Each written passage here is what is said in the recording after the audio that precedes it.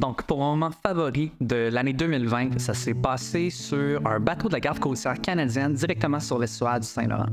Donc, en mars 2020, j'ai été mandaté par un chercheur ici à l'Université du Québec à Rimouski pour documenter leur mission scientifique qui allait avoir lieu sur le bateau de la garde côtière qui s'appelle l'Amundsen.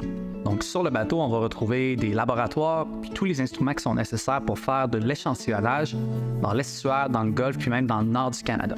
Mon mandat à moi, en fait, consistait à documenter tout ce qui se passait d'un point de vue scientifique. Donc, toutes les expériences qui allaient avoir lieu partout sur le bateau, je devais en prendre des photos, matin, midi, soir, nuit, en tout temps. Pour une des stations d'échantillonnage, on devait arrêter les moteurs complètement parce que la vibration du bateau avec les moteurs en marche faisait en sorte qu'on perdait de la précision pour l'expérience qui allait avoir lieu dans le laboratoire.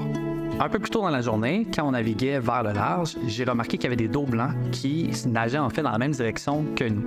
À un certain point, je me suis dit, peut-être qu'on va avoir la chance de les voir de plus près. Je savais que c'était des belugas du Saint-Laurent, on les a reconnus immédiatement, mais comme on était en déplacement, je ne pouvais pas réellement prendre des photos qui étaient précises.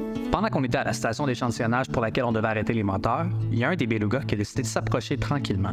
C'était le calme plat sur le Saint-Laurent, puis comme les moteurs étaient arrêtés, il n'y avait pas de son pour l'effrayer, puis il y avait plutôt de curiosité naturelle, puis il a commencé à s'approcher tranquillement, jusqu'à être sous le pont du bateau.